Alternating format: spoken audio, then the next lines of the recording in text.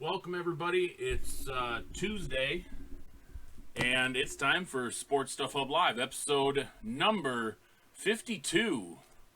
Coming up right now, it is October 19th, and there's been a lot that's already happened in the NFL, and we're talking, it's only week 6.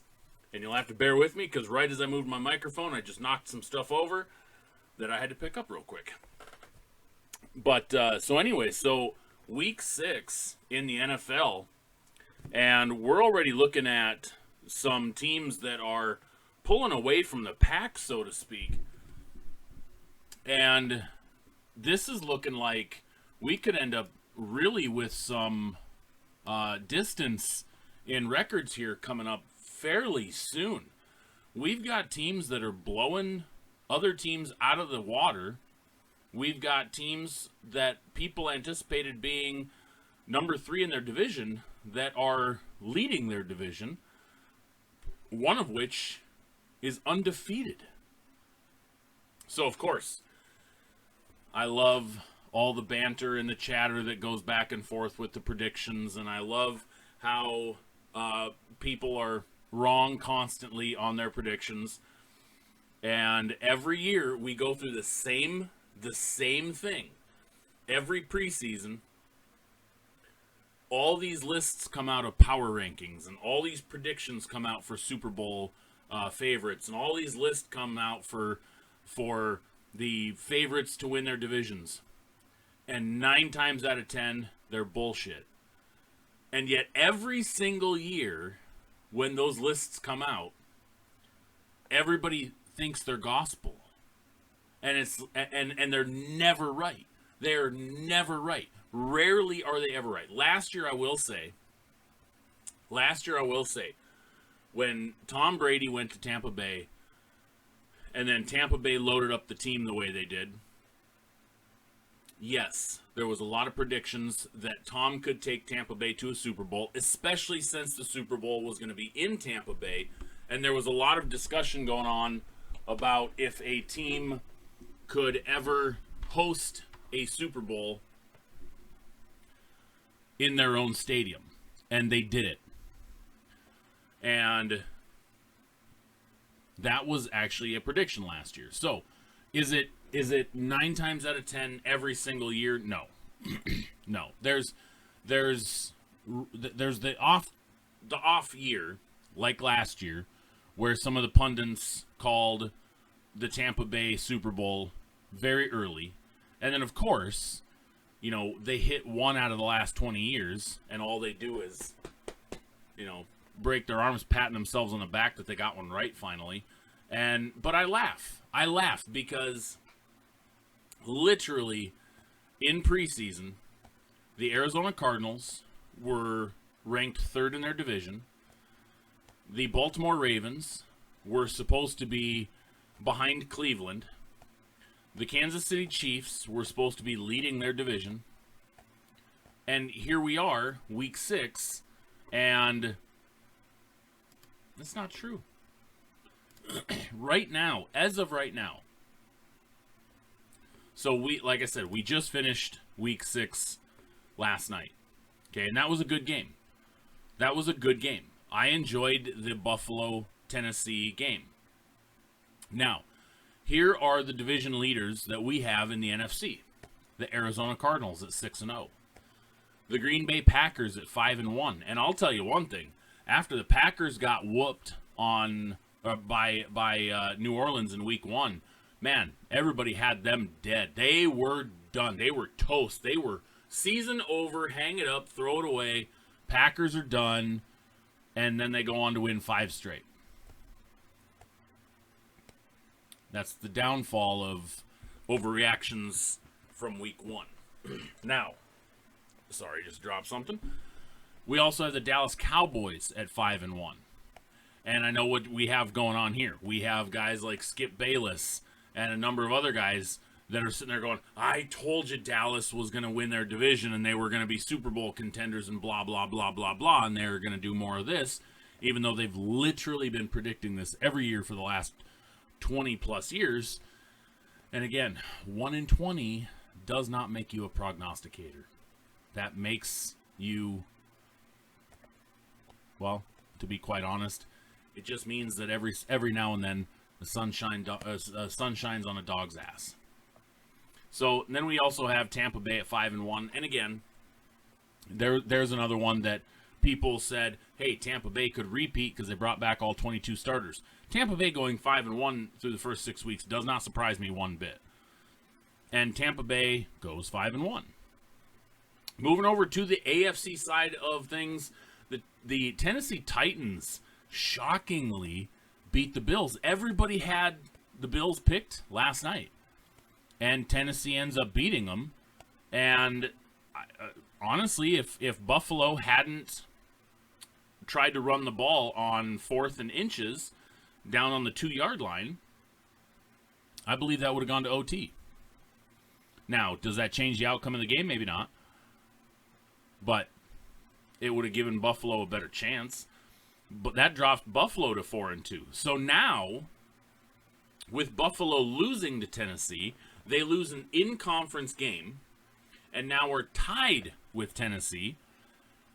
And in that, Tennessee then holds the head-to-head tiebreaker. This is what I was saying last night on Twitter.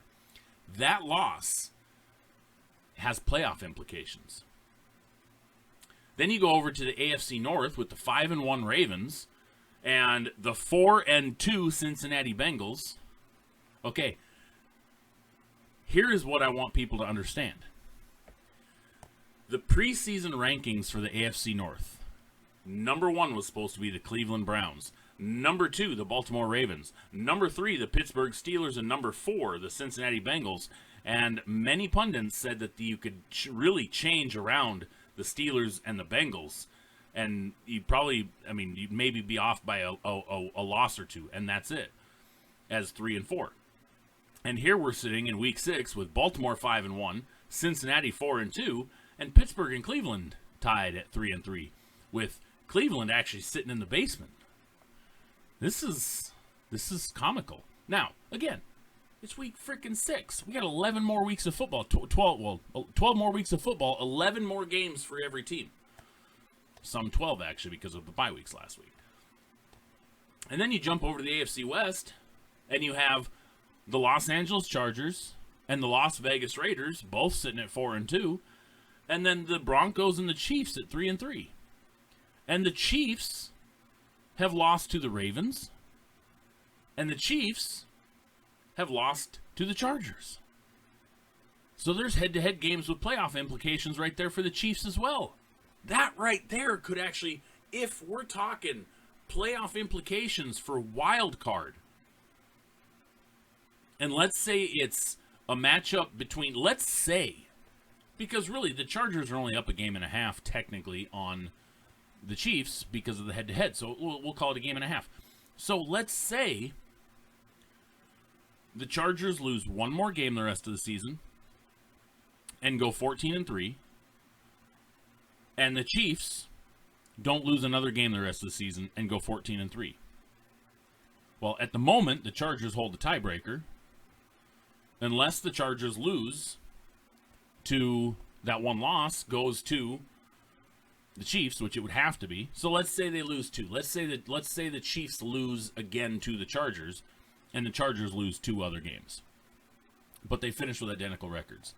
And let's say that the Browns also are 13-4, and let's say that the Ravens are 13-4, because it's entirely possible. The Chiefs get bumped under the Ravens because of the head-to-head. The Chiefs would get bumped under the Chargers because of the head-to-head. The Chiefs could end up getting bumped from the playoffs. How crazy is that? The Chiefs could end up getting bumped. Last year's AFC Super Bowl participant could end up with a 12-win record and not make the playoffs because they lost key games. That's insane. This season is crazy already. And we're going to dive into it here in a minute. But as we were talking about the records, Baltimore at 5-1 and Cincy at 4-2. Now, granted, I will say this: since he hasn't exactly played the greatest teams in the NFL yet, they've kind of had a tune-up schedule to start with, which includes what was a very bad Pittsburgh Steelers team. And I will say that right now, I think that if Pittsburgh and Cincy had played this past weekend, or if they played this coming weekend, I think it might be a different story to that game. Pittsburgh has improved, still not where they need to be, but they have improved. And they're now we're looking at them winning those games against those mediocre teams, and I would still put Cincinnati at the mediocre category at the moment. Very good quarterback play, absolutely, and very good wide receivers. Jamar Chase is a stud, but they're still, against good defenses, going to struggle because they don't have the offensive line protection, and then their defense just isn't on par with the rest of the AFC North. Can change, it's just not yet. Getting to some comments here. Abel says, believe week 1 struggles were from teams that did not play starters in preseason. Seeing how the regular season is 17 games, some were rusty. I 100% agree with that, Abel. I believe that, and I believe as long as the NFL stays with a 17-game schedule and a 3-game preseason, I think we're going to continue to see that. I think we're going to see teams use week 1 as their preseason game for their starters, even though it's an on-the-record game. But I don't believe we're going to see a lot of teams take it incredibly seriously. We're going to see a lot of people shake that rust off in week 1 going forward.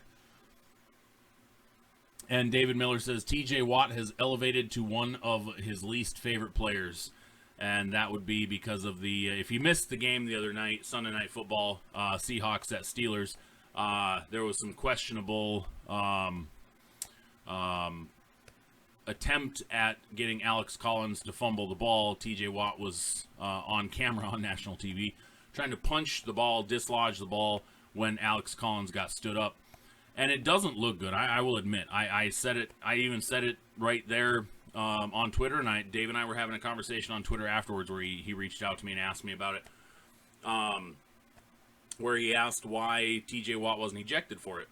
And a lot of it just boils down to the fact that it wasn't. I mean, you could tell he was punching. And I watched the replay a dozen more times. And then, Dave, after you and I talked, I watched the replay another dozen more times. And every angle that TV caught, he first uppercut, he does hit Alex Collins in the stomach area. And I don't know what Alex Collins wears for padding, but. And then the next punch after that, and even after that, when he hit him in the first one, he actually then brought his fist up, and it did hit the ball. But then after that, it goes to the ball every time because he was trying to dislodge it up, and he saw that wasn't working, so then he came over top with haymakers.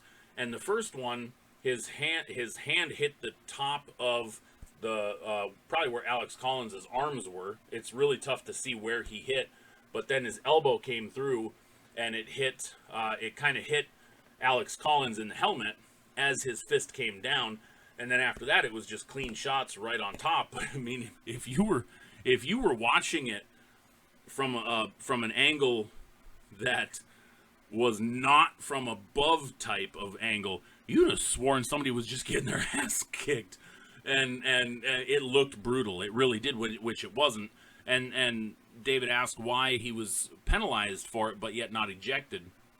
And it wasn't because there was no malicious intent behind it. He wasn't trying to get into a fight with Alex Collins. He was literally trying to dislodge the ball. They penalized him for the contact that he made, not the intent that he had. The reason why he didn't get ejected was because it was clear that his intent was to dislodge the ball. It's the same as somebody trying to dislodge the ball and catching somebody's face mask. You know, you catch somebody's face mask, you're going to get penalized for it. But if you're clearly trying to do something else, like go for the ball, but you catch their face mask, they're not going to eject you for it. Now, if you just haul off and grab somebody's face mask and rip their helmet off, yes, you're going to get ejected for it. Just like if you just haul off and punch somebody, yes, you're going to get ejected for it. But if your intent was going for the ball or going for a strip or something like that, obviously if they can clearly tell what you were trying to do, that's not an ejection-worthy penalty. So, I get what they were going for, and because there was nobody, and Freddie Swain got in T.J. Watt's face about it, and T.J. was like, I mean, you could tell T.J. Watt had no clue what Freddie Swain was even upset about. Freddie Swain was looking at him from the other angle, going, "Dude, you just mugging my guy," and you could tell there was the difference in what perception was for TJ versus what somebody with a different angle of it was, because it literally looked like he was getting mugged. And David, I'm glad you said just kidding, because that has nothing to do. I actually had somebody message me this morning, and I'm not going to name any names, but it was somebody on Twitter messaged me this morning, and they were just like, TJ Watt needs to be banned from the NFL. He caused Alex Collins injury and all this kind of stuff. And I'm like, what are you talking about? They're just like, he punched Alex Collins, and Alex Collins has a concussion from it. And I was like, no, that's not what happened at all. And in fact, Alex Collins played 3 more series after TJ Watt was trying to punch the ball out. And Alex Collins' injury is not related to that at all. It's didn't I read somewhere it's like a thigh injury or something? I'm pretty sure he wasn't punching him in the thigh. And actually, let me a back injury maybe.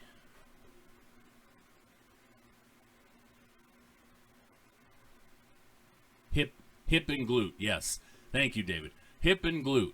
So, if TJ Watt is strong enough to punch Alex Collins in the stomach or elbow him in the helmet and cause a hip and glute injury, then he's more powerful than I ever thought he could be. And so to anybody who didn't watch the game or caught snippets of it, no, the Alex Collins injury is not related to TJ Watt, the TJ Watt play at all whatsoever. No chance, not possible. And I really hope that people don't think that that's actually what led to it, because it's not. It's not the case at all. It's not the case at all. Like I said, it looked horrible. It really did.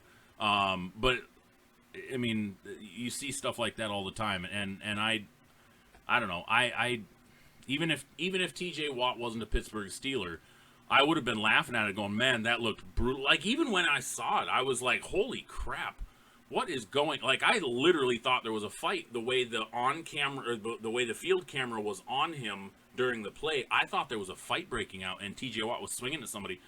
And then they threw the flag, and then they showed the replay, and I was like, "Oh man, it's not as bad as I thought it was." David said he's still a punk. Abel in Vegas says, "I've been watching games this year, and a pet peeve of mine is seeing defensive men going for the turnover, which leads players to gaining additional yards and first down versus just completing the tackle."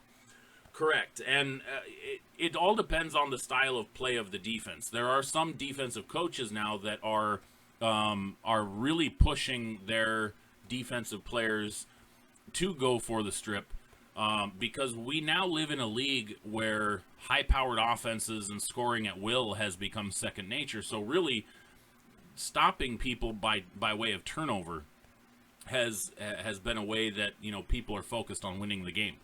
The old adage is always, if you win the turnover battle, you win the game, which doesn't always happen, but it likens the chance that you win the game. And so you have guys like Peanut Tillman who trained themselves. Ed Reed was another. Baltimore is a really big defense when it comes to punching the ball out, that kind of stuff. Now, you get certain players who are just, I don't even want to say that they're trained. I would almost say their hands get lucky with the way they tackle, and it causes it. But I get it. If I was a defensive coach in the NFL, I would I would drill that into my players as well. But I mean, obviously, tackling first and foremost. But on a player who, let's say, if we know the ball carrier is not a protect the ball type of guy, he's more of an out. He's more keeping it out here versus tucking it in. A lot of running backs keep the ball tucked in the breadbasket. A lot of receivers carry it out here. And a lot of running backs, when they get out in the open field, will carry it more down, in the cradle of their arm versus in tight. And I would, if I was a defensive coach in the NFL, I would drill it into my guys. If that ball leaves his stomach, punch. Go for it. Take it out. I mean, with a lot of those guys, aside from somebody like Derrick Henry, who's just a massive human being, punching the ball out when it's out off to the guy's side is way easier. You might as well force those turnovers.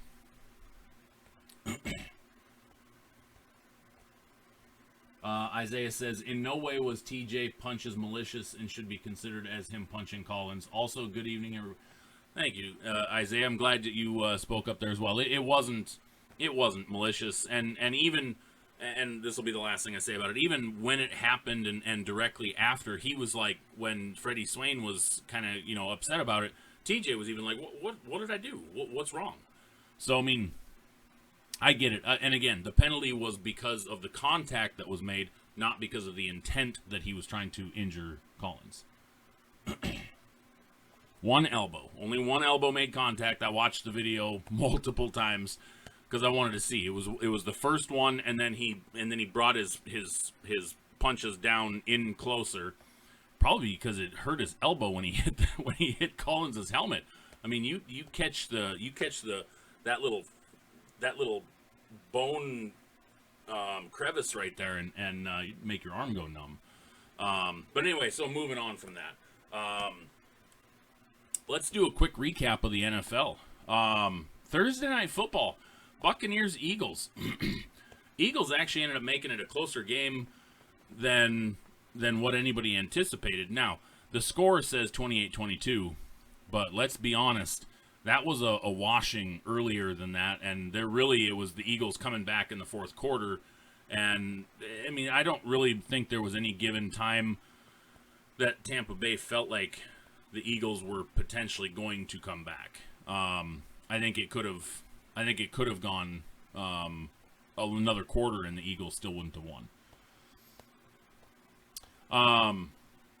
The Sunday morning game, for the second week in a row, we had two teams playing in London, and this time another rookie quarterback, Jacksonville, led by Trevor Lawrence, and Tua actually got to play this last week, came back from injury, and Jacksonville, led by head coach Urban Meyer, the Mr. Old Two-Finger Urban, they ended up getting their first win of the season over Miami. And Tua had flashes of looking really solid, and then he had flashes of, are you still rookie? And I like Tua. And I want Tua to succeed. I really do. I think he can be very good in the NFL. But this game definitely was more controlled by Jacksonville. And I think, though, that as Tua gets back and gets comfortable again, I think we're going to see Tua start to regain that prowess that he started to have in week one, where he looked a lot better. Then we finally get to the regular schedule games from Sunday morning, and the Chiefs absolutely obliterated Washington. It started off bad for the Chiefs. Patrick Mahomes threw another 2 interceptions. He's been a turnover machine this year. But the Chiefs end up winning 31-13. And, it's hard to write off the Chiefs. But against a better team, I honestly believe that would have been a loss for the Chiefs. Against a better offense, I believe the Chiefs would have gotten absolutely destroyed in that game. Because the struggles that they had, they put up 31 points, sure. But they had 3 turnovers. And to put up 31 points when you have 3 turnovers and only give up 13 points, that tells you the level of the team you're playing. So that's not a good sign that, Washington, only put up 13 points. But Like I said, I think the Chiefs would have gotten destroyed in that game had they played a better team. Rams absolutely dominated and destroyed the Giants. Now, again, Giants have been having issues with injuries. Between Daniel Jones being hurt and Kadarius Toney being hurt and Saquon Barkley being hurt and Kenny Golladay being hurt, and it's just like one after another, their guys are getting hurt, and the Rams were just way too much for them. And the Rams moved to 5-1, and Rams are looking solid. Colts came back to form. Now, here is a stat that I was not aware of prior to this morning. This season, Carson Wentz has only thrown 1 interception in 6 games. I did not know that. I was under the impression that Carson Wentz had thrown multiple, but instead he's thrown 9 touchdowns and only 1 interception. Now, has he fumbled a couple of times? Yes. But that shocked me. Carson Wentz has a 102 passer rating. 9 touchdowns, 1 interception, 1,500 passing yards in 6 games. Now, is he lighting up the scoreboards? No. Only 9 touchdowns. Out of the top 15 for yardage, he's one of 2 starting quarterbacks, one of 3, to not throw for double-digit touchdowns yet. But those other 2 quarterbacks that have not have thrown at least 5 or more interceptions, which, by the way, Lamar Jackson has only thrown 9 touchdowns so far this year, too, to 5 interceptions. But Lamar's run for multiple touchdowns as well. But, yeah, I did not know that. For some reason, I was thinking Carson had turned the ball over quite a few more times, and he just hasn't. So, good on him. I want to see Carson successful in Indy. After the whole situation in Philly, it was ugly. It ended ugly. And I said before that, a better situation, a better team, and you were going to see a better Carson. And we're getting to that point. And I think part of it is now he's getting his weapons back. T.Y. Hilton got to play half the game. Pittman and Paris Campbell. Now it sounds like Paris Campbell's going to be out. But they've got a better team. Jonathan Taylor's a stud. But now Carson, I think the last 2 weeks, after he had his dual ankle sprain 3 weeks ago, I think we're now seeing a Carson Wentz that realizes that he doesn't have to be in God mode all the time and do everything himself. And when I use the term God mode, I'm referring to a gaming term where you are basically having to do everything yourself and are invincible. And Carson, I think now is finally realizing he doesn't have to be that guy to win in Indy because that team is tremendously talented. And so they got another win. And was it against Houston? Yeah. But it's a start. It's a good step in the right direction. And if Carson ends up playing 75% of the snaps this year, the Eagles get a first-round draft pick. They've literally, get this, the Eagles have to be licking their chops over Carson Wentz playing well. Because if the Eagles finish down in the bottom half of the NFL, the Eagles are going to have 3 picks in the top 11. 3 picks in the top 11. That is insane. That is ridiculous. 3 picks in the top 11. And it could be even more. Not more. It could be even lower, meaning 3 picks in the top 10, in the top 8, depending on where Philly finishes. And just think about that. 3 picks in a top 10 of a draft. Imagine the trade potential that you could pull off. You could seriously end up... And the Eagles have Jalen Hurts. Now, Jalen Hurts hasn't been amazing this year. He hasn't been horrible. They are a very limited team because of the offensive line that they have and the weapons that they have and the injuries that they've had. and the coaching that they have, and the ownership group that they have, and the GM that they have. So I mean, they're limited. But if Sirianni decides, man, after a full season, I don't think Jalen's my guy. You could still get good return for Jalen Hurts because he's going to be a 20 touchdown quarterback. He's going to be a 3,000 yard quarterback. As long as he can keep his interceptions at bay, which Hurts has 8 touchdowns to 4 interceptions right now, 1,480 passing yards. So yeah, he's easily going to be a 3K passer. He's easily going to be a 20 touchdown guy. And he's mobile. And you could put him on a good team and have relative success and get good return out of him. So the Philadelphia Eagles could put quite a good trade package together for a particular other quarterback that they want to go after. Whether it's a Deshaun Watson, provided he's able to play. Whether it's Tua. Whether it's Russell Wilson. Whether it's who else is going to be available? Derek Carr. There's a number of things that they could do to package a high first-round draft pick or 2 and a quarterback. And it's doable. Philly's sitting in good position right now. Okay, back to the schedule. So the Colts end up picking up the win. Now, it sounds like Tyrod Taylor should be coming back potentially this week for the Houston Texans, which could be an uplift for that team because they have struggled a little bit under Davis Mills. Davis Mills hasn't looked horrible.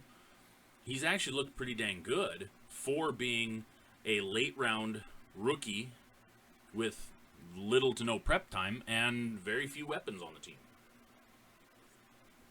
On what some could arguably call a dumpster fire of a team.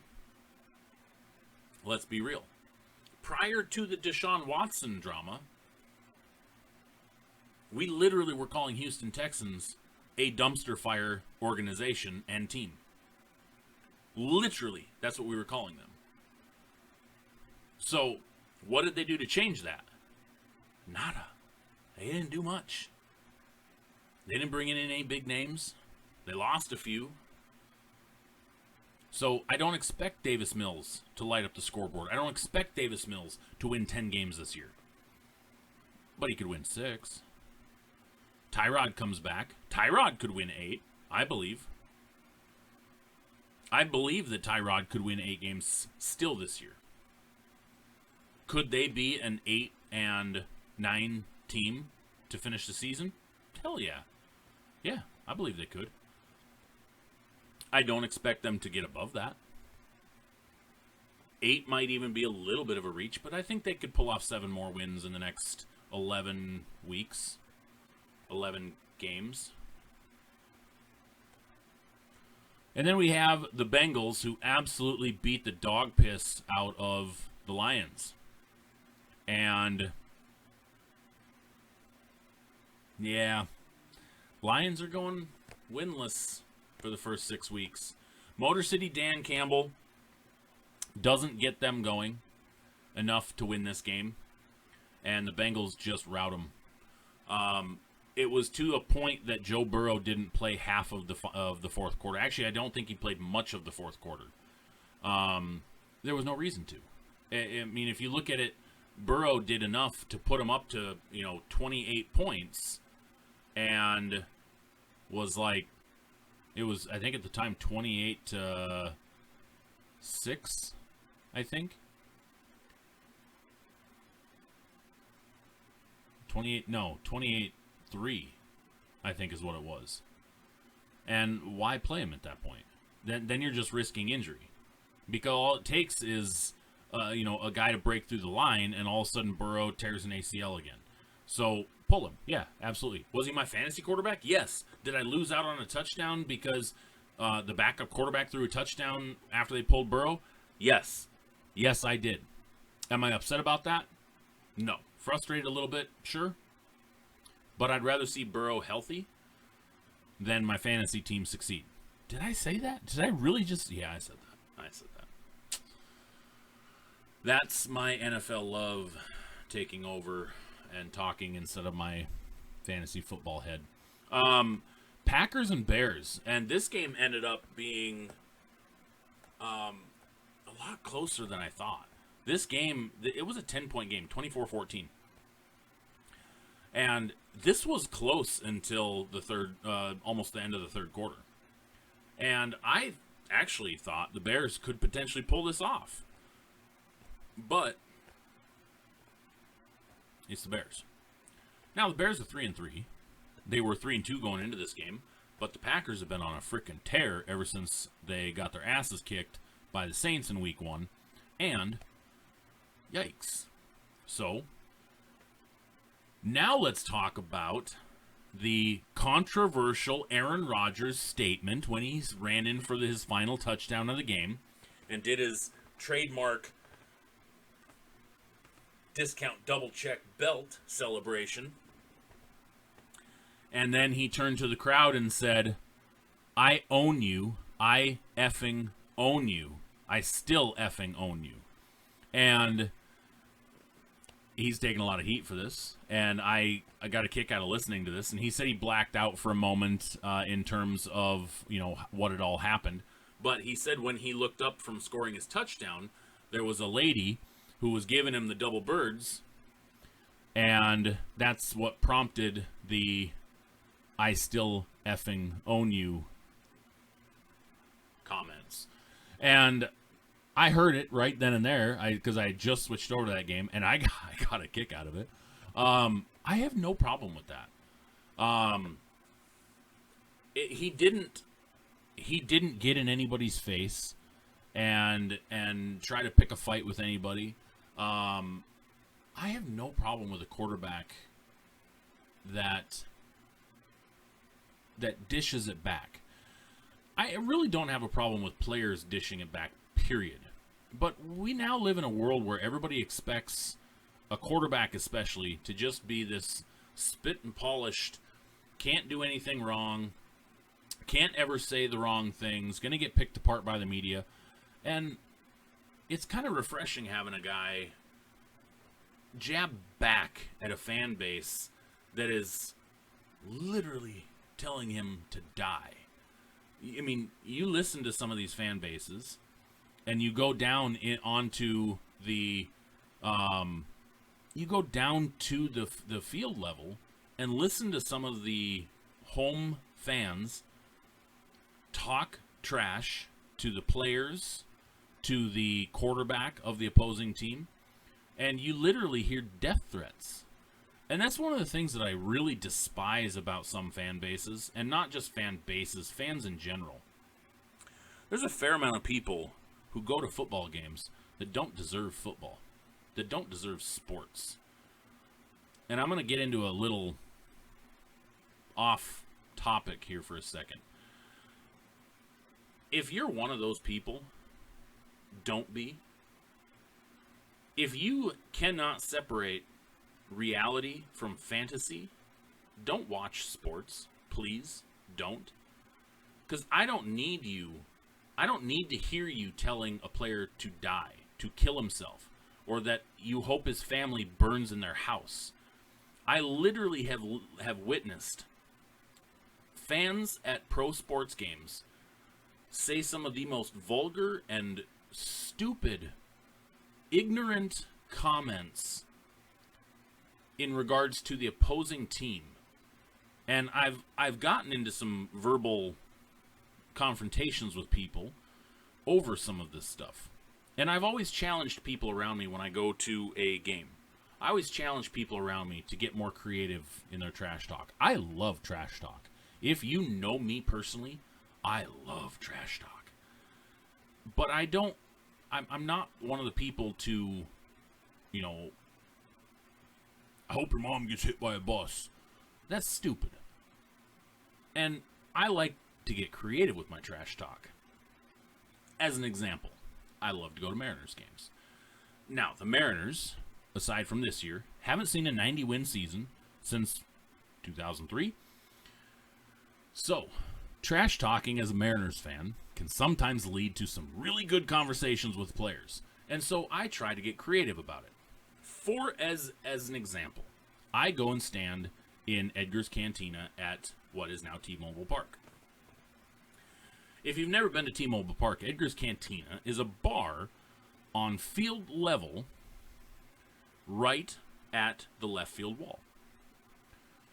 And I stand there because a lot of times I can get right on the wall and I can jaw with the left fielder. I like to, I'll try to make conversation with our left fielder, but I like to razz the opposing left fielder. So, a couple years ago I was at a game and was there with some friends, and the Minnesota Twins were in town. And the left fielder's last name was Arcia, A-R-C-I-A. Now, it wasn't, I don't believe, the Milwaukee Brewers Orlando Arcia, unless he was traded. It could have been. I don't remember off the top of my head. But left fielder Arcia, he's out in the field, and he goes up to bat on the next round, on the next inning, and strikes out. So he comes back out into the outfield for the bottom of the inning, and Arcia is standing there in left field, and I need something better to say than "you suck." So I go, "Hey Arcia, your batting average is so bad, the G fell off your last name. Garcia, Arcia." And he turned around and he literally goes, "I have not heard that one before. That was actually pretty damn good." And I was like, and then the guy next to me, "You suck, I'm gonna fuck your mom." And I was like, dude, come on. And pardon my language on that, but I had to tell the story. Well, then what ends up happening is the next time Arcia steps up to the plate, he goes yard on us. And so I'm standing there, and he comes out into left field after their plate appearance, and he walks out, and he's kind of doing his, whatever, and he looks up at me, and he sees me, and I just kind of went, and he goes, "Respect." And so that's the type of stuff I like as a fan, when you can be more creative about it. And again, if you're one of those people that has to belliger an opponent with death threats or effing their family or physical violence, that kind of crap, don't be a fan. Don't go to games. Don't watch sports, because that's not what it's about. Be better than that. Come up with better things to say. Use your creativity. We all have a brain. I'm sure we all can come up with better things to say than "I'm gonna kill your sister. I'm gonna kill your dog. I'm gonna F your girlfriend." Stuff like, we don't need that crap. So, rant over. Back to football. Rodgers. It was fun. I got a kick out of it. And he responded, not with anything other than it was demoralizing. "I own you. I always effing own you." It was awesome. It was awesome. When you have people sitting there doing that right at you, yeah. He didn't tell him he's going to meet him in the parking lot. Yeah. Now, before we move on, I'm going to get to some comments, because I just realized a whole bunch of stuff I missed. Hating on Tua. Yep. He was rusty, missed games, absolutely. Gibson being hurt for Washington killed them, yes. Daniel Jones cost the Giants any chance of being competitive in that game. Wentz has been solid. Can't believe they cut Eason. Yes, correct. And for those of you who did not know, Jacob Eason was cut today by the Colts. Most likely he's going to clear waivers, going to end up most likely on their practice squad. So don't worry about that, though.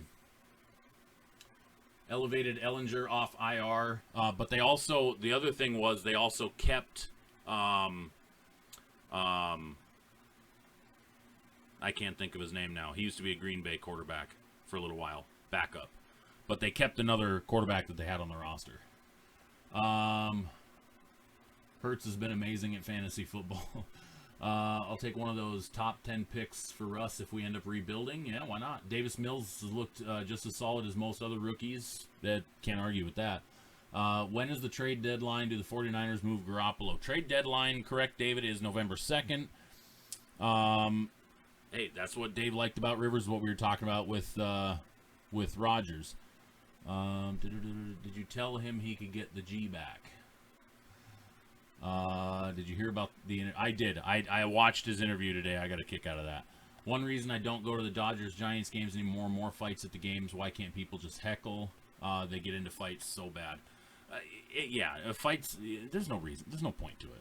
You know, I told you guys before, my buddy Brandon was going to the Steelers-Seahawks game this last weekend, which he was belligerently drunk and FaceTimed me the night before. And with how Brandon talks, I don't doubt, I haven't talked to Brandon since right as the game started. I don't doubt one bit that he got his ass handed to him at the game, because he's one of those, he's one of those guys, especially when he's been drinking, he'll get in somebody's face, and that's what happens.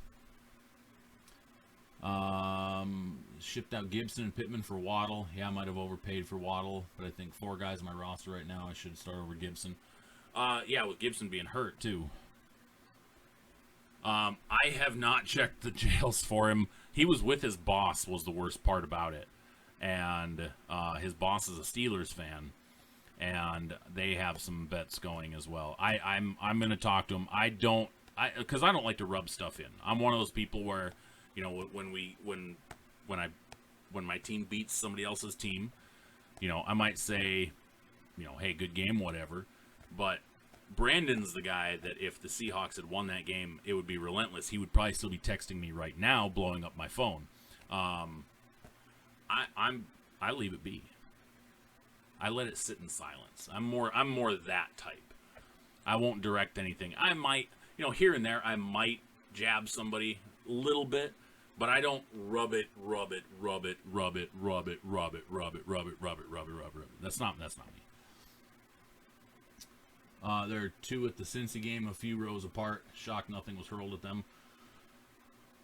Panthers fans have been crazy too. A lot of fans have been nuts. And I think it just goes, a lot of it just goes to, we went almost 2 years since the last time people were allowed at a football game.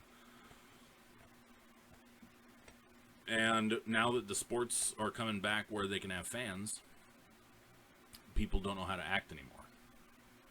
And a lot of it boils down to social media. Because so many people are so used to running their mouth on social media. Now, Brandon is not an example of that. Brandon is just an example of running his mouth, period. But so many people are used to running their mouth on social media and not having anything to worry about, that now all of a sudden they do that in public. And it doesn't end that well for them. That's why I think we're seeing more fights at baseball games, starting to see fights at football games. We're probably going to see fights at basketball games. We've already seen multiple games this year. I think we've already had 2 games where fans have run out onto the field during a football game, and it's only week 6. We had it in the Steelers game, and then the London game last week. Not this past week, the week before. Or was it the Jaguars? It was one of the London games. We've had fans run out on the field. That's 2 games in a year. That's 2 games in the first 6 weeks. And I don't believe we've ever had a season where we've had more than 3 times in a season. And we're already at 2 in week 6. So I think part of it is that people are adjusting into getting back into reality of being out in public, especially drinking in public, because people didn't really do that for the last year and a half. Both teams are last place in their division. Not much to brag about either side. Being in Bills country, I kept my mouth shut after the game. I knew it wouldn't end well, and weeks late.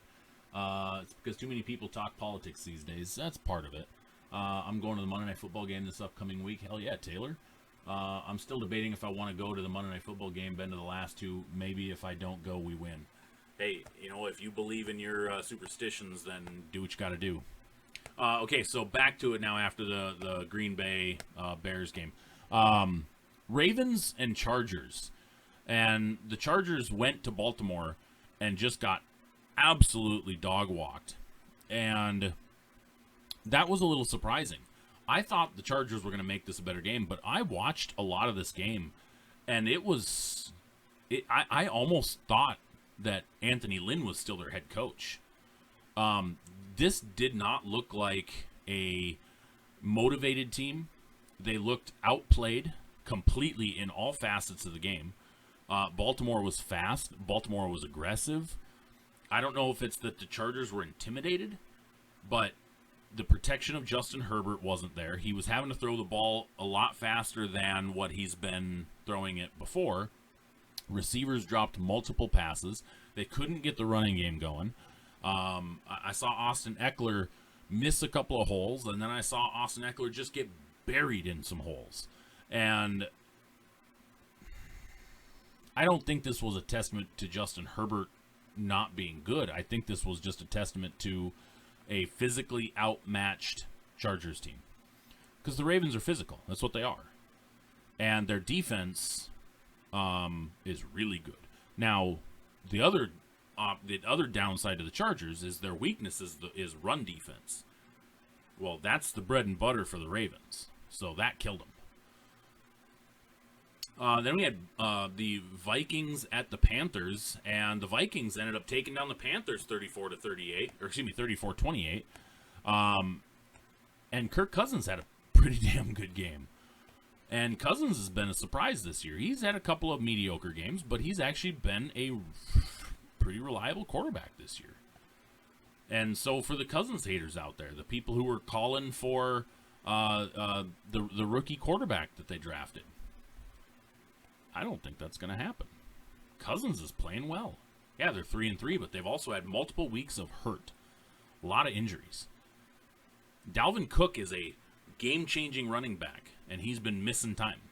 Now, Alexander Mattison has been playing well in his stead, but their defense has been banged up. Their offense has been having some problems with injuries. So, Minnesota could end up being a pretty damn good team this year. 3-3, they're potentially turning it around. And the fun game that I laughed at, and this is probably, I shouldn't say I laughed at, although I did chuckle a little bit. The Cardinals went into the Browns and just spanked them. 37-14. The Browns that everybody thought was going to be the AFC North champs and contend for the Super Bowl this year are being exposed for what the Browns actually are. Now, yeah, Nick Chubb got hurt. Not playing. But you can't argue with me about the other running back on the roster not being just as good. Kareem Hunt is just as good as Nick Chubb. There's a reason why Kareem Hunt puts up identical stats as Nick Chubb, and he's the number 2 back. It's because he's good. So they'll be fine. But Baker Mayfield's hurt. Jarvis Landry's hurt. Odell Beckham Jr. can't catch a ball half the time. There's no chemistry between those two. Odell doesn't last the year. I will say this right now. Odell Beckham Jr. will not be a Cleveland Brown to start the 22 season. It's not happening. He has not produced. He has not been even the slightest bit of the receiver he was in New York. It's all talk. It's all talk. And Cleveland is going to finish this year sub 500. I'm calling it right now. Huh? I'm calling it right now. Cleveland finishes this year sub 500. Baker Mayfield's got a bum shoulder right now. Yes, it's his non-throwing shoulder. Don't care. I've dealt with that. It makes everything painful. He's got to have a torn labrum by now. He's got to have cartilage just dangling in his shoulder. That thing is going to be so bad that every time a defender hits him, that's popping out. That is going to be so weak and so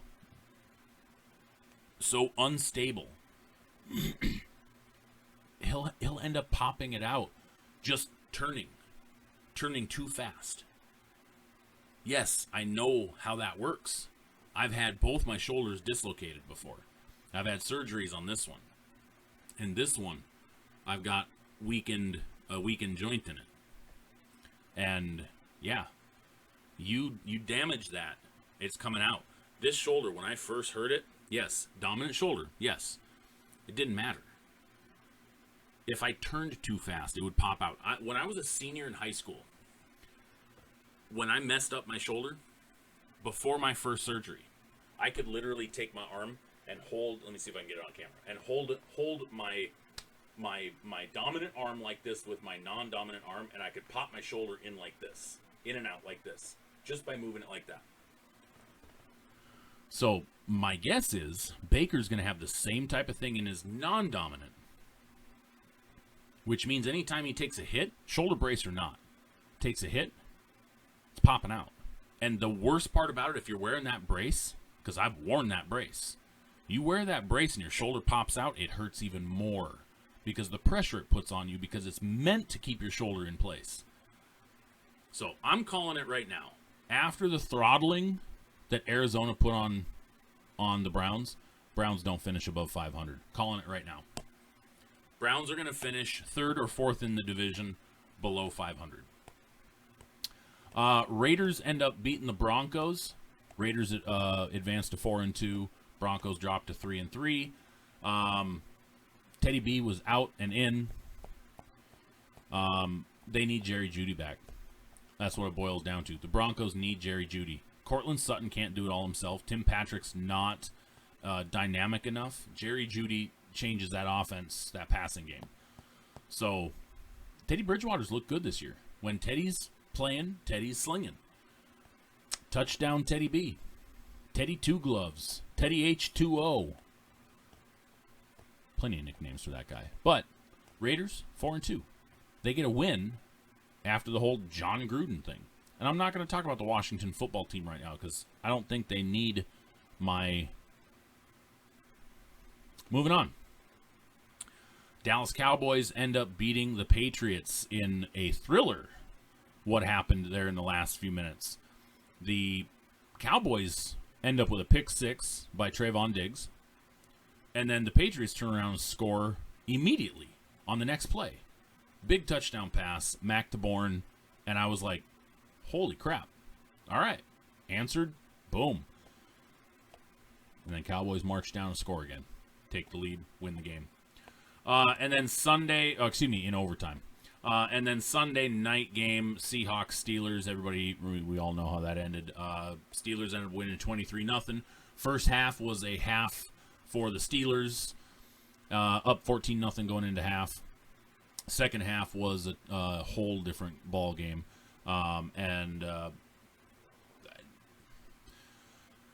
Frustrated the crap out of me as a Steelers fan in the second half because it wasn't Geno Smith that beat the Steelers in the second half. It was the run game because the Steelers were playing against the pass, which literally going into halftime, you had Pete Carroll interviewed, and he said, we need to run the ball. And then you had Mike Tomlin interviewed, and Mike Tomlin says, we need to stop the pass. One of the other coaches should have at least overheard Pete Carroll or watched something, or somebody from somewhere should have watched that and been like, hey, tell Coach T, they're going to run the ball. Because guess what? Had they made Geno Smith beat them, it would have been a wash in the second half. All they would have had to do, and I said this on Twitter, all they would have had to do was sell out against the run on first down. Stop Alex Collins on first down. He was chunking yards on him. 9 yards, 10 yards, 15 yards, over and over and over. Sell out against the run on first down. Leave them with at least a 2nd and 8. Force it into Geno Smith's hands. And guess what? You'd have been just fine. Would have been 3 and out. Sure, would Seattle have probably adjusted and thrown a pass at him here and there on a first down to open up a drive? Yeah. But guess what? You make your adjustments then. But they didn't adjust for the entire second half. And then finally in the fourth quarter, last drive, they make some adjustments. And then in overtime, they make some adjustments. Finally. It's like you could have done that right out the gate. Come on. You're getting gashed by the run. But your concern is the pass? If you give up 90 rushing yards in 16 minutes of gameplay, you need to adjust. You need to adjust for that. You cannot let that. That's worse than getting beat by the pass. Because that's also then keeping the clock running. At least with getting killed by the pass, the receiver could drop the ball. The quarterback could be off target. Stops the clock. But you allowed them to just grind the clock out and run it up your ass and kill you in the second half. Thankfully, Steelers were able to walk away with an overtime victory on a Boz field goal. And then last night, Tennessee Titans ended up beating the Bills on a very controversial 4th down call by the Bills, where they had Josh Allen run the ball on 4th and inches down on the 2-yard line. And Allen slips and doesn't convert. Turns the ball over with 40 seconds, less than 40 seconds. And Tennessee takes over and wins the game 34-31. But had the Bills just kicked the dang field goal and sent it to overtime, they'd have had a shot. Now, the downside to it was Derrick Henry was running like a man possessed last night. Now, the question then becomes, can you stop Derrick Henry in overtime? But you got to hope that you win the toss and that your offense can go down, and you literally put up 31 points. You literally put up 31 points. You should be able to score in overtime. Should be able to. I'm taking that one right there just because the AFC is going to be very tight at the top. I'm taking that tie to overtime. Because with Tennessee coming into this game at 3-2, and you're coming into this game at 4-1, losing this game puts you behind your opponent in the standings. Because now Tennessee holds the tiebreaker over Buffalo in seeding. That could be a home field advantage. That could be potentially even a number 1 seed. Or a number 2. And now you just gave it up. So even though it's week 6, I would have probably played that a little more safe. Now, if we were talking this was a non-conference game, and if we're talking a team that is one that you've never beaten before, if you're playing the Ravens here, I can't use the Ravens because it's a conference team. Let's say you're playing the Arizona Cardinals, or you're playing the Rams, who are another very tough team. Yeah, sell out and go for it.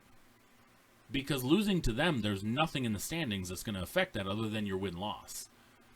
But to a conference team, that's big. I wouldn't have done it right there. I wouldn't have done it. Or if I'm going to run the ball, hand it off to Zach Moss, or pitch it. But I wouldn't have done the sneak right there. I really would. I would have opted for the field goal. I expected him to. I thought that was going to be the smart call. So anyway, Tennessee gets the dub. Now, we did a lot of celebrating last night and this morning of Derrick Henry, and I just want you guys to understand just what we are watching right now historically. Okay? I want you guys to think about this. And I posted this on Twitter earlier today, and I don't know if all you guys saw this, but I'm going to read you something. Last night, I posted about the list of MVPs since 1988. And there's only been like 6 running backs to win the award since 1988. Derrick Henry is literally on pace to outperform every single running back on this list. Okay? Now, digging deeper into this is what I posted today. Deeper into this, the last 3 running backs that won MVP was in 2012, Adrian Peterson had 2,097 yards, 12 touchdowns, 40 receptions, 217 receiving yards, and 1 touchdown. In 2006, LaDainian Tomlinson was the MVP, where he rushed for 1,815 yards, 28 touchdowns, 56 receptions, 508 receiving yards, and 3 touchdowns.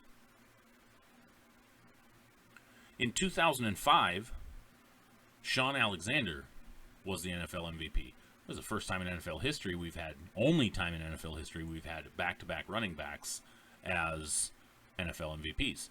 In 2005, Shaun Alexander ran for 1,880 yards, 27 touchdowns, a record at the time, which was broken the next year by LaDainian Tomlinson. 27 touchdowns, 15 receptions, 78 receiving yards, and 1 touchdown. Compare to Derrick Henry last season. Not this season, last season. Derrick Henry's 2020 stats. 2,027 rush yards, 17 touchdowns, 19 receptions, 114 receiving yards, 0 receiving touchdowns. He could have been the MVP last year. He could have been the MVP last year. Now, here's the thing. He's on pace to break all of those career highs that he set last year. He is on pace to destroy those numbers. He's going to have over 2,200 rushing yards this year. Yes, there's an extra game, but he's averaging 130 yards per game. Through week 6, he is averaging 4 more yards per game than he was in last year's 2,000-yard season. 4 more yards per game. Let's not forget, he's already got 10 rushing touchdowns in 6 games. LaDainian Tomlinson had 28 in 2005. Derrick Henry is on pace to, 2006 LaDainian Tomlinson. Derrick Henry's on pace to hit 28 or 29 touchdowns, technically 29 touchdowns. If he puts up 2,000 rushing yards and 29 touchdowns, there's not a quarterback in the NFL I would give the MVP to. You'd literally have to have 50 passing touchdowns and 6,000 yards for me to say, yeah, that was more important than Derrick Henry.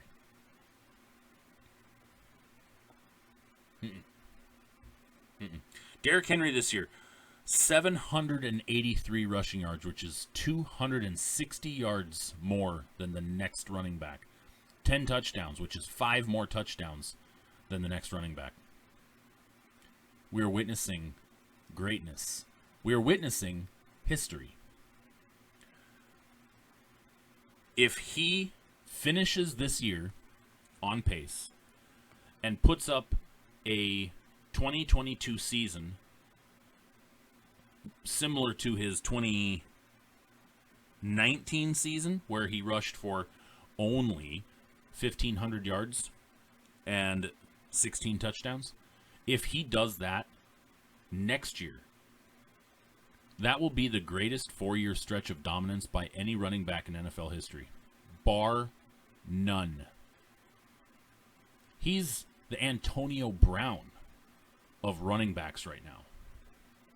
Antonio Brown put up the biggest, the most dominant stretch by a wide receiver over a 6-year period from 2013 to 2019.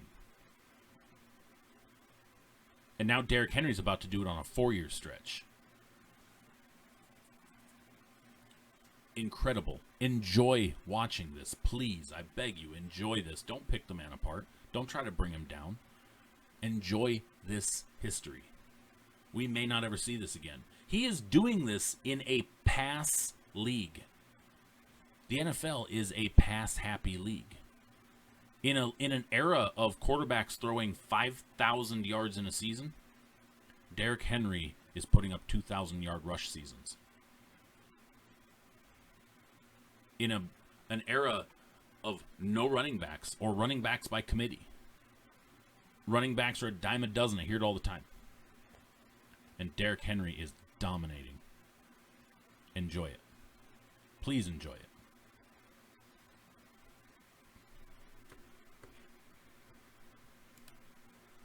Let's look ahead into this week. I'm gonna make I missed my picks this last week, and I apologize, guys. After I missed the Thursday night game, I kind of said, I'll wait. I won't do my picks this week, and I'll take a week off. So I'm gonna make my picks tomorrow for, or not tomorrow, Thursday morning for this coming week. I'll at least start with the Thursday night game. So Thursday night this week we have Broncos at Browns, and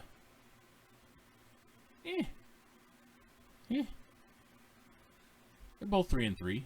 Broncos started off hot, dropped 3 straight. They were 3-0, now 3-3. This one could go either way, for me. It doesn't sound like Jerry Jeudy's going to return this week. They're going to pull him off IR this week, it sounds like, but they're not going to rush him back. So I could see him being back for week 8, but it doesn't sound like he's going to be back against the Browns this week. So really, this game is going to boil down to being the Browns' game to lose, and whether or not they can get out of their own way. Sunday morning games, we've got Washington at Green Bay, which I think we're going to see a game similar to the Chiefs game, minus the turnovers. Packers are going to wallop them. Titans and Chiefs. This is going to be a good game because the Chiefs' defense is not that good against the run. I think they're ranked 18th. Yeah, this could be a high-scoring affair. The Titans' defense isn't horrible, and the Chiefs' offense has been struggling with turnovers. The Chiefs' defense has been struggling, and the Titans' offense is rolling. So there's a chance this is a high-scoring game. Falcons at Dolphins could go either way. Depends on what Tua we see. Jets at Patriots, a 1-4 Jets and a 2-4 Patriots. Now, keep in mind, they've already played this year. That was Mac Jones's first win, was against the Jets. Zach Wilson. So, do we see Mac Jones get his 3rd win of the season against another rookie quarterback? Because Patriots are 2-4. And their 2 wins have been against rookie quarterbacks. Literally been against rookie quarterbacks. Zach Wilson and Davis Mills. So, I kind of think the Jets are going to lose here, but, hey, Patriots, I have no faith in them this year. Panthers at Giants. This should just be an absolute slobber knocker. Panthers are going to walk away with this game easily. And what's going to end up happening is the Panthers are probably going to shit the bed on this one. Intriguing game of the week.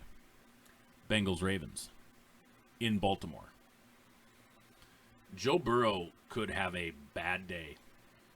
If his offensive line can't protect him, this is going to be over early.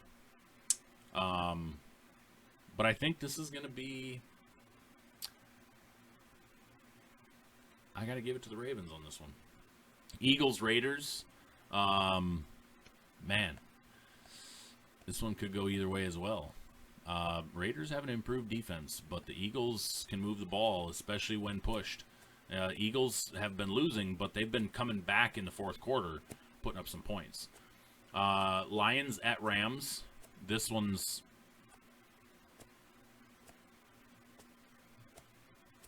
I don't even need to pick this one, honestly. Texans at Cardinals. Same thing. Same thing. Oh, God.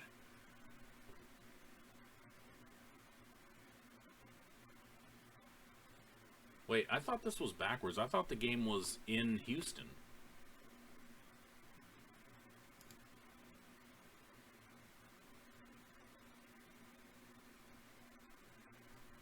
Hang on a second. I'm on ESPN's site right now.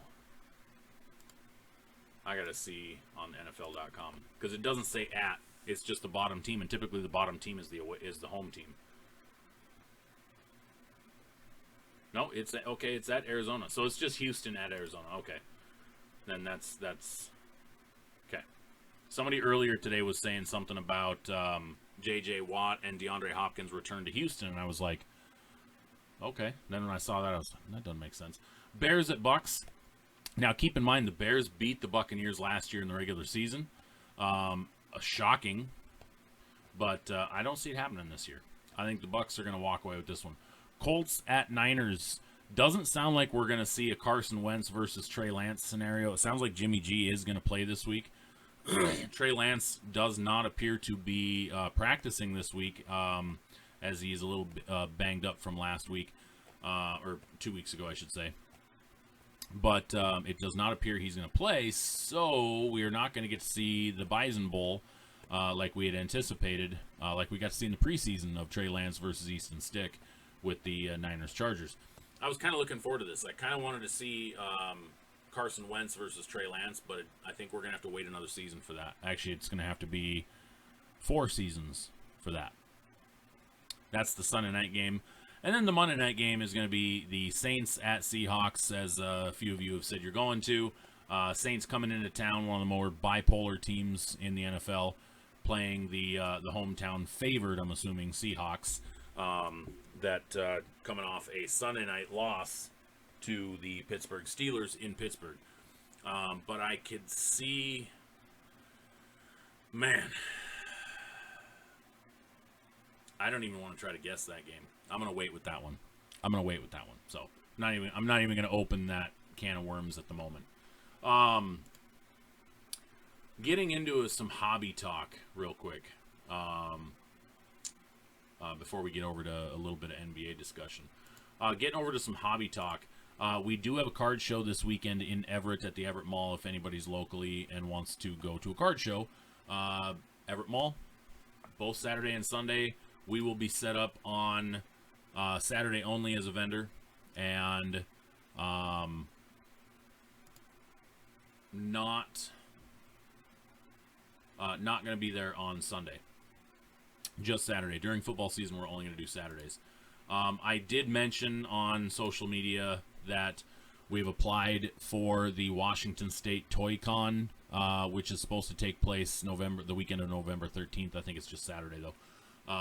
At the Puyallup former Toys R Us building, right there by the South Hill Mall. We applied. That's all I can ask for right now. I'm just waiting to hear back from them. If we do get approved, then I will start putting out more information. But go check it out, Washington State Toy Con. Either way, it should be a fun thing to go visit. It's going to have vintage toys, modern toys, comic books, that kind of stuff. So I might bring some sports cards to this one because we are trying to set up on a larger booth this time. We had a 10x10 at the last con we did. We're going to do a 10x20 this time because we were packed in there on the 10x10. So I think we're going to do a 10x20. And then this week's break nights. I mentioned this today on Twitter that we don't have a single Topps or Panini product being ripped this week. I want you guys to understand that. No Topps or Panini product being ripped on break night. 4 breaks. We have Pro Set Metal Football by Leaf. Wild Card Matte Mega Boxes, and Onyx Vintage Basketball. Those are the 3 products, plus TriStar Mini helmets and Leaf full-size helmets. Not a single Panini or Topps product. And it's a relatively cheap night. It really is. The PYT, we have Pro Set Metal Football, 2 boxes, PYT, plus a Leaf autographed full-size helmet. And that break starts at $9 a spot. $9 is the starting cost for the teams. There's not a team over $100. And then we have a half case, 12 boxes, Onyx Vintage Basketball. 12 boxes. Random team. 33 spots because there's a WNBA, or excuse me, 31 spots because there's a WNBA spot, because there's 4 WNBA autos in this product, including Sue Bird, Sabrina Ionescu. Anybody else know the other 2? There's another Seattle Storm in there. Anybody? One of the people in the product just won a WNBA championship. Anybody? Anybody going to tune in at all or chime in at all? Anybody? Nope, not Ariel. Miller got it. Stewie, Brianna Stewart is one. Who just won a WNBA championship?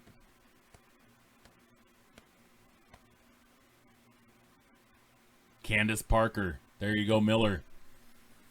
4 WNBA players in this product. 4. So it's going to be a 31 spot break, because we're going to have a WNBA spot. So any WNBA players go to that spot. Okay? Now, keep in mind, all autographs are on card. There's no sticker autographs in this product whatsoever. Everything is on card. We're talking Curry, Giannis, and I mean Steph Curry, not Seth Curry. Steph Curry is in this product. Giannis is in this product. Clyde Drexler, Clyde the Glide Drexler is in this product. Tyrese Halliburton is in this product. Luka Garza is in this product. Zaire Williams is in this product. This is a pretty dang good lineup. There are rookies in here. Dame Lillard. Lillard is in this product. Dominique Wilkins. Jordan Poole. Yeah. Hakeem the Dream is in this product. Okay? So, go get your spots in that. $29 per. And then we have our other 2 Leaf Metal Draft random team breaks. They're 1 box of Leaf Metal Draft, 1 mega box of Wild Card Matte, the white boxes, and a TriStar autographed mini helmet. Those are random teams for $14. Get in those breaks ASAP. Let's get those filled. And I have more Onyx Vintage Basketball coming because I have a full case coming. The break we're doing is a half case, 12 boxes. If we can fill this break up quick, I will add that other break to the list for tomorrow night. We'll end up breaking the second half of the case tomorrow night. Or we'll push it to next week if you guys don't want to do it. But if you guys want to do it, get it filled, get it sold, let's do it. One of the other products coming out tomorrow is Panini Mosaic Baseball. Now, we are not breaking any of that tomorrow night. I have some coming, but it's not coming until next week. So I'll have it here for next week.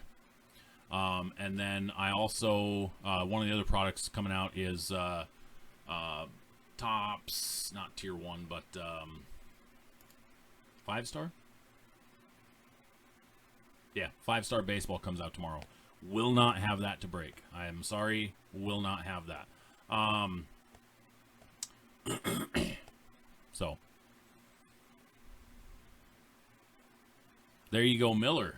Love to hear it, buddy. Yeah, we're a little slow on releases coming up. I know we have National Treasures Collegiate Football coming up as well. I got 0. I put out offers to multiple dealers. Nobody bit. Everybody's banking on this product going up, I guess. Nobody wanted to take my offer. And I didn't lowball anybody. It was just they think it's going to go up more. I have not gotten an update on Topps Update. I have no news on that yet. My guess is it's going to be pushed back to November. I will have single boxes of that for sale. I will not be doing breaks of it, but we will have some single boxes for sale when it comes.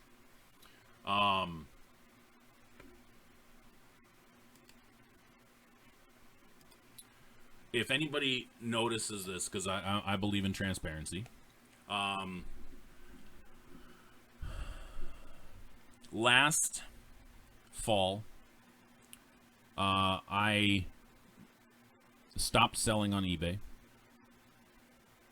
and because of some issues that eBay was screwing over sellers, and I walked away, which is what led to SportsStuffHub.com being relaunched as a way to sell singles without using eBay.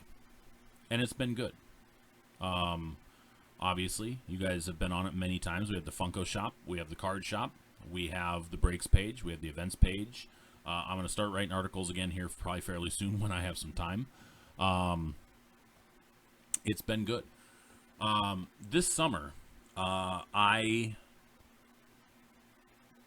don't want to say the word reluctantly, but I reopened my eBay account after a conversation with a sales rep, and some things changed with eBay with their seller protection as well, and the support that they give sellers. That sounded good. So I tested the waters, sold a few cards, had relatively good experience. Didn't have any issues with anybody. Had a couple of times where some people bought some things on an offer and then didn't pay for them, so I just blocked them. Now, because it's now been 3 months, I reopened my eBay store as of officially today. Partly because of the fees. I want the fees to come back down if I'm going to be selling regularly on eBay. So I will be dual selling again on eBay and SportsStuffHub.com. Obviously, I would prefer people buy through SportsStuffHub.com. For the most part, cards will be listed a little bit below eBay prices, as most vendors do, because if you're going to buy direct through my website and I have less fees, I'm going to save you some money as well. So, if you have cards that you were looking at on my website, or excuse me, on eBay, on my eBay store, check my website, because everything that's on eBay should be listed on the website as well. So, I just sold one today, actually, that I had listed on eBay, that I directed the guy over to my website because he messaged me on Instagram that he saw it on eBay, and he had the foresight and to look me up on social media. And so I directed him over to the website, saved him some money, saved me some fees, and he bought a $650 card for me tonight. So that was a positive experience. So am I saying that I want to take sales away from eBay? Did I want to before? Yeah, absolutely. I don't need to take them away from eBay, but building my brand in any way possible is my goal. So, so that being said, check out my eBay store. My everything on social media and on the internet is all just Sports Stuff Hub. So whether it's Facebook, Instagram, Twitter, eBay store, it's Sports Stuff Hub. It's as simple as can be. Sports Stuff Hub on all platforms. I'm not on TikTok. I'm not on Snapchat. I'm not on whatever else is out there. I'm not on any of that stuff. I'm just on Facebook, Instagram, Twitter, and eBay. That's it. And then sportstuffhub.com, obviously. I go for it, David. I sold mine. I had a Davis Mills RPA that I just sold actually during the game. So they lost and somebody still bought it. Let's see. What else is going on in the hobby lately? It's basketball season now. Basketball officially started tonight. Before I went live, I had TNT on in the background, and it was Nets at Bucks, and the Bucks were winning, and it looks like they won. And then right now we have Golden State at LA, and LA's up 23-18 in the first quarter. Yeah, Bucks whooped the Nets. And I'm not going to get into the politics side of everything that's going on in the NBA. I think there's way too much of that being talked about right now, and I'm not going to contribute to that. I think Kyrie can do whatever Kyrie wants to do. And then Ben Simmons suspended by the Sixers. I don't know what's going on there. This just seems like a weird scenario. They're not going to trade him. They're going to force him to come in and then suspend him because he's not contributing. If you have that kind of toxicity in your locker room, trade him. Move on from him. I don't get it. I don't get it. But that's also kind of why I like football, because the NBA is drama frickin' city. There's some drama in football, but the NBA is by far worse when it comes to drama. Yeah. Anyway, NBA season off and running now. One thing I do want to talk about tonight that I want to get off my chest, and I've been doing this a little bit more lately, and I'm kind of liking this, getting a little bit of real on the show.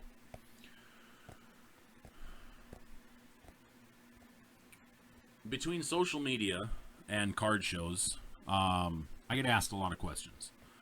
With being a business, and I'm not saying that I'm a influencer by any stretch of the imagination, nor do I have a large follower Twitter account. I don't. I'm under 3,000 followers. I don't care. I'm about quality over quantity, and I think I have a very high quality list of followers. Back to what I was getting at, I get asked a fair amount of questions. And also, with literally collecting cards since the 80s, and then also doing card shows when I was in high school, and, buying, selling, and trading for 20 plus years of my life. I like to think that I've seen quite a bit. And I don't ever try to act like I'm a know-it-all. I like to share my knowledge with people. If I learn something, I try to pass that on. I don't... Dave Fitch, quality? Okay. I try to share knowledge, and not unproven knowledge, not rumor knowledge, not, if I catch information from the source, say Panini or Topps, because I had a conversation with somebody that works there, or Fanatics, yeah, I'm going to share that information. I'm going to help point people in the right direction. If I see a conversation happening on social media, sometimes I'll assert myself into the conversation with a fact that, and it's not meant as a, no, you're wrong. It's, hey, by the way, and sometimes it comes across as me being a know-it-all. And it is what it is. Take it how you want it. Sometimes I don't say things in a way that people don't take it as a confrontation. It's not meant to be. I like to clear up confusion or stop misinformation from being spread. So that being said, what I was getting at was I get asked a lot of questions. And at card shows in particular, I get asked if I want to buy people's sealed wax. And in my mind, anytime I hear sealed wax, I'm thinking hobby product, because that's what I'm used to dealing with. And so then people, hey, would you be interested in some sealed wax? Yeah, sure, show it to me. Let's see what you got. And, well, they either do that, well, I don't have it with me, or they pull out retail. And I'm just like, for time and time again, I've told so many people, I'm not really that interested in retail. I'm just not. And then they get all butthurt about it. It is what it is. I have wholesale accounts. I buy, whether if I don't get it directly through allocation from wholesale, I also have business-to-business accounts with multiple other retailers, and I buy hobby product. And everybody comes at me trying to sell me retail because I run group breaks. And they pull the whole, well, you need to buy these blasters for your group breaks. No, I don't. Well, why not? You're a breaker. You can break it. No, I really can't. I don't have a following for ripping retail. If I put in retail breaks on my website, I probably would only get 3 or 4 people to buy into them. Let's be real. I prefer to stick with hobby product. And so then people ask me why. I'm just like, well, number one, I don't break at prices that you're going to sell it to me at. Because if you want to buy a mega box and sell me it at full markup for what it's going for on eBay, what incentive do I have to buy it from you versus buying it on eBay? Oh, the fact that I can walk away with it right there? Yeah, that's fantastic. I'm not ripping it tonight, but why would I buy it from you versus buying it on eBay from somebody else doing the exact same thing? So then they go, well, what do you want to pay for it? So, well, if we're being honest about it, retail. Sure, maybe I'll kick you a couple bucks for it on top of the retail. But you don't get it that I'm not breaking it at full markup. If a mega box costs $50 at the store and it's selling for $120, I'm not ripping it. I'm not doing a group break on it, costing it at $120. I'm doing it probably 30% below that. Now, I have to tack on my fee and I have to include shipping and stuff like that, so it does kind of look like it's closer, but that's not profit. That's lost money towards, that when you join my break, you're actually paying for your shipping and the fee. That's really what it boils down to. And so I'm not breaking it at what you're trying to sell it to me for. Because if you're trying to sell it to me for $120, I'm not breaking it at $120. Because I'm technically breaking it 5% below that, minus the shipping as well. So really, I'm breaking it at probably 20% below than what you're selling it to me as. So I need to be below that in order to actually not lose money. And they don't get it. And I'm like, if you're trying to sell it, and you're trying to sell it to a breaker, unless that breaker is one of those people who literally marks it up asinine amounts, which I can't understand. I'm not that guy. Don't sell it to me. Don't even try to sell it to me. And then I get well, how am I supposed to sell it? I go, you should have thought of that before you bought it. And this is really the point of what I was getting at. I get people all the time that message me on Twitter as well, trying to sell me retail. I don't want it. They want to sell it to me full price. I don't want it. And I ask people all the time, you just cleared out that entire Walmart or that entire Target or that entire Barnes & Noble, and you had zero intention of ripping it because you don't know anything about the product. You literally did it to make money. And that's fine. But if you're going to buy something on a store shelf with the intent of flipping it, and this is going to be my lesson for the day. If you're going to buy something on a store shelf with the intent of flipping it, number one, ask yourself, where am I going to sell it? Do I have the platform to sell it? And no, 700 Twitter followers is not a platform to sell it. Because in 700 followers, I would put money on it that 650 of them don't pay attention to what you say. 650 of those 700 followers probably have you muted. Or a bunch of them are probably bots. Or just don't care what you have to say or what you post. And so, number one, platform. Do you have a platform to sell it? Then the oft answer is, yeah, eBay. Oh, do you have a really good feedback rating on eBay as well that you can go ahead and sell it? Well, no, I've got, 40 feedback or whatever. Oh, that's going to be a problem right there. Selling retail on eBay with a low feedback rating is going to be a problem. You're going to likely not get, if you try to put it at auction, you're not going to get the bids that you want. And you're going to turn a lot of buyers, potential buyers, away because of your low feedback rating. Because you're selling retail and they're not going to trust you. And if you do sell it, okay, so let's say you're selling a $20 blaster for $40. Because that's about what a lot of them go for. About double. Okay? That sounds great. That's $20 profit. But let's not forget, here in the state of Washington, you probably paid 9.6 to 10% sales tax. So on a $20 blaster, okay, it's $2. So it's $22. So now you're at $22 of the 40. Now you sell it on eBay.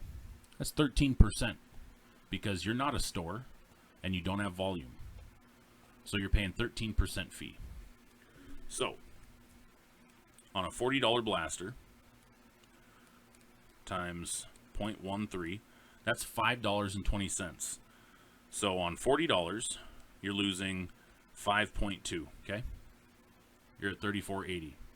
Remember, you paid $22. But in order to be competitive, free shipping. You had to offer free shipping. Well, now to ship that blaster, it's going to cost you $6 to ship that blaster because you don't want it getting damaged. So now you're losing $6. Now you're down to $28.80. Okay? So then it costs $22 to buy. That's your profit. That's your real profit. Selling a blaster for twice what you paid, that's your profit. $6.80. How much gas did it cost? Don't forget about buying your bubble mailer or your box that you shipped it in. Don't forget about the packing. Don't forget about the time to go to the post office or to UPS and drop it off. And it really wears at it. Okay, so platform is a big thing. So, selling on eBay doesn't always work out as well as everybody anticipates. Then the other issue you're going to run into, let's say because you're a 40 feedback seller, the buyer, the only buyers you're going to get, or that you'll likely get, are going to be low feedback buyers, newer accounts. And you're going to get a guy with 5 feedback. New account. And he's going to buy that blaster.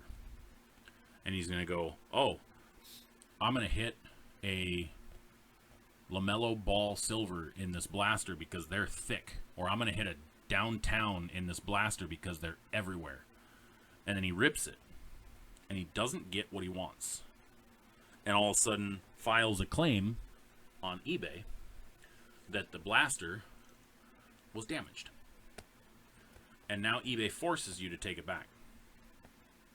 So now, off your $6.80 profit, you get an opened blaster returned to you that you had to pay the return shipping on of $6.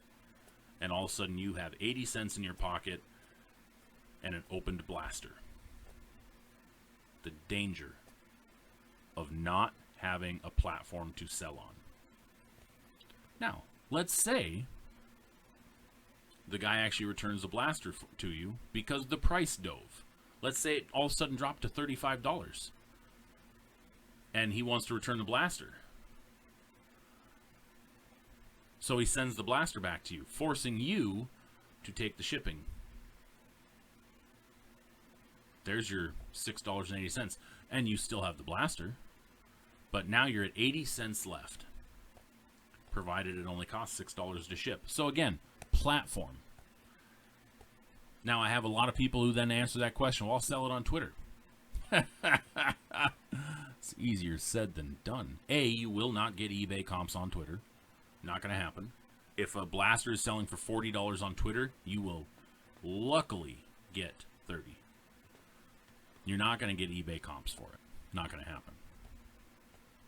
Number two, 90% of the people on Twitter that collect cards are going to laugh you out of the room if you post a big-ass photo of a bunch of blasters and megas and hangers and stuff. They're going to eat you alive. Because there's way too many people on Twitter that do not like people flipping retail instead of opening it. So now all of a sudden, exactly, Taylor, this conversation sounds familiar. Because this is what spurred this. Taylor and I had this conversation. I had to get this off my chest with Taylor the other day. And now all of a sudden, you can't sell on Twitter because now everybody thinks you're a joke. And now you can't even sell singles on Twitter. And you lose followers because of it. So, again, platform is everything. So, when you buy that entire display of Pokemon or Optic basketball or Prism football, when you buy that entire display, think to yourself, if you are not ripping it, if you are not ripping the product, think to yourself, how am I going to sell this product? And what's it going to cost me to sell it? And do I have the platform to move it? And if you really break down your costs, anytime you're going to sell anything, and Dave knows this, even selling on Twitter and stack sales, know your costs. Know what it's going to cost you to sell stuff. Especially if you're selling in volume, because that shipping adds up. That shipping adds up real quick. The fees add up real quick. Because, yeah, you may be getting goods and services and it only costs 3%. But 3% of $10 doesn't sound like much.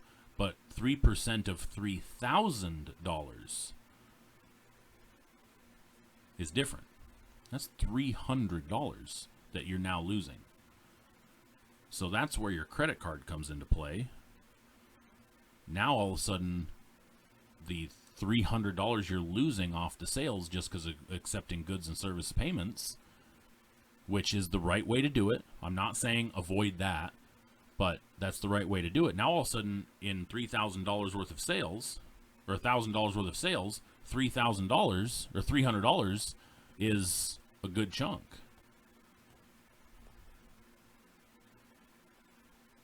So, sorry, it wouldn't be, it'd be $30. Sorry. On $1,000, yeah, on $1,000 would be $30. My bad, sorry. $10,000 would be 30 or 300. Couple of comments.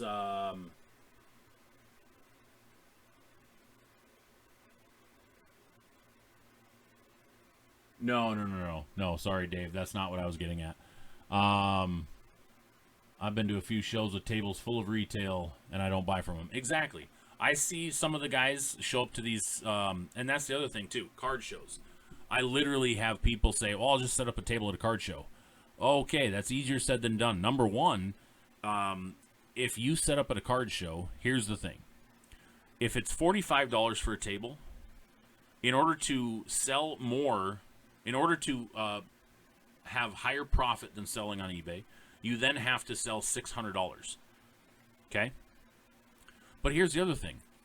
Now you're competing against anybody else that has retail at that show. And I guarantee you're not the only person with retail at that show. But then, on top of that, how many shows have a wait list? How many shows have a wait list to set up at? And the shows that don't have a wait list, probably for a reason, because they're not well attended. So, all right, some more comments. Best part is having good friends who buys retail and sells your buddies who weren't able to get it at cost. Absolutely. Absolutely. Don't look at it as just a way to make money. If you're buying retail, if you're scooping up retail on the shelf, get it for your friends. Hook people up. They'll do the same for you. LCS is upset but I understand the business. They were buying the retail from the groups that were going around buying it. They knew they can resell it. Yeah, absolutely. Some of the card shops will, but they're not going to pay full. The card shops aren't going to pay full market value for it.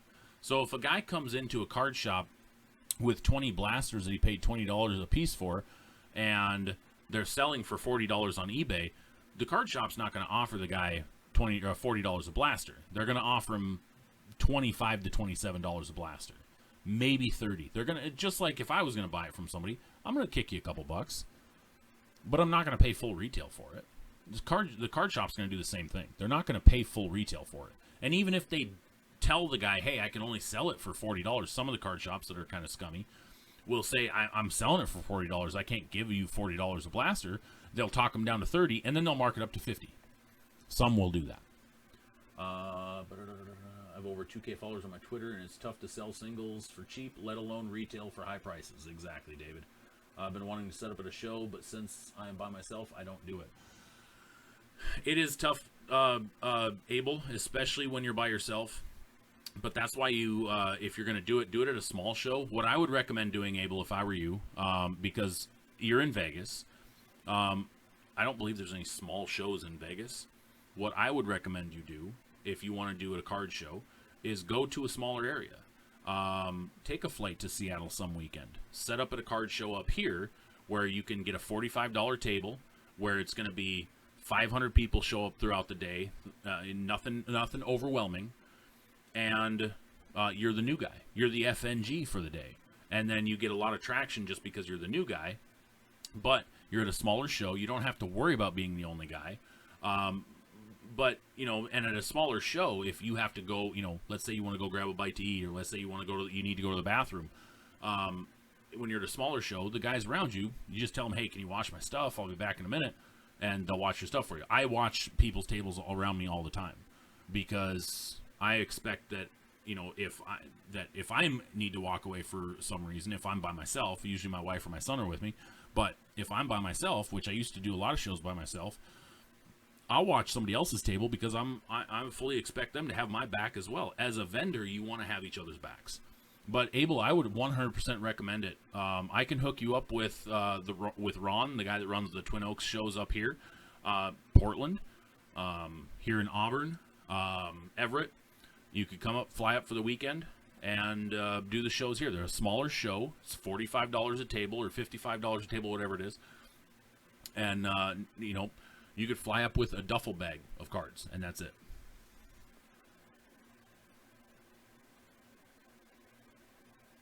Yeah, see, you're talking bigger shows, though. I mean, like, anytime you say a VIP pass to a show, that's not a small show. So, no, I get it. I wouldn't recommend doing a show like that by yourself.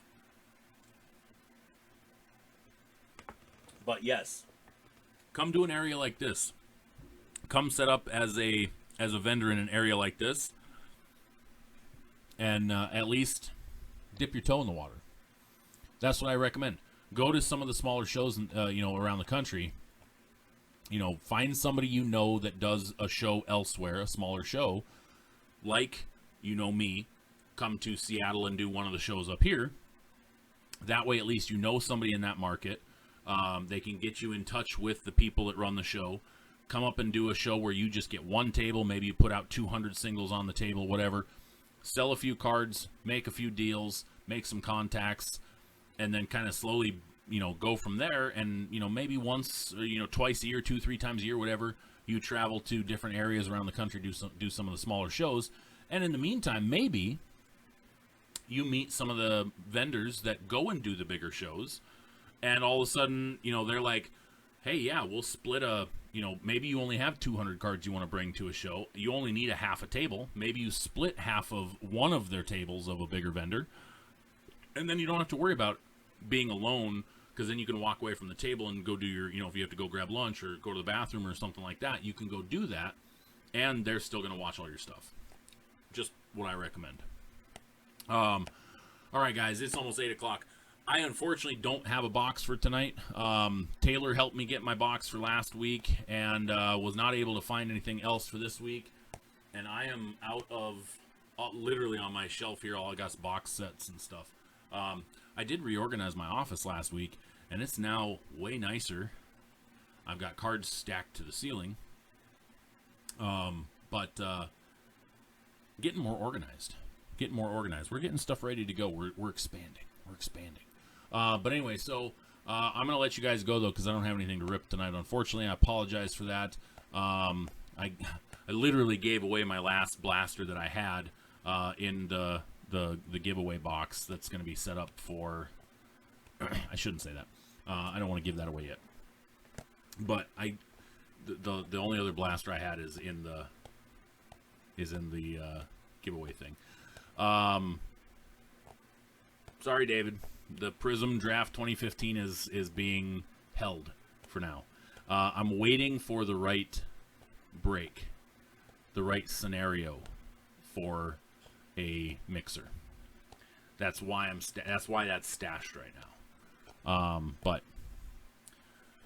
that'll come in a mixer. All right, so I'm going to let you guys go, though. It's almost 8 o'clock. We're just a couple minutes away. So go enjoy the NBA game tonight, guys. Go enjoy the Warriors at Lakers. And it should be a fun game. It is now 40-41 midway through the second. So, yeah, it's a close game. I thank you guys so much for tuning in tonight and supporting Sports Stuff Hub Live. And just supporting me in general. I appreciate it, gentlemen, and any ladies that are watching. We are going to do break night tomorrow night, so I will see everybody back here tomorrow night, 4 p.m. Pacific time on YouTube, right here, for break night. Go get your spots at sportsstuffhub.com/breaks, and we're going to have some fun tomorrow night. I can't wait. I'm looking forward to it. So I will see you guys here tomorrow night or next week here on YouTube. Have a good week, everybody. Stay safe out there.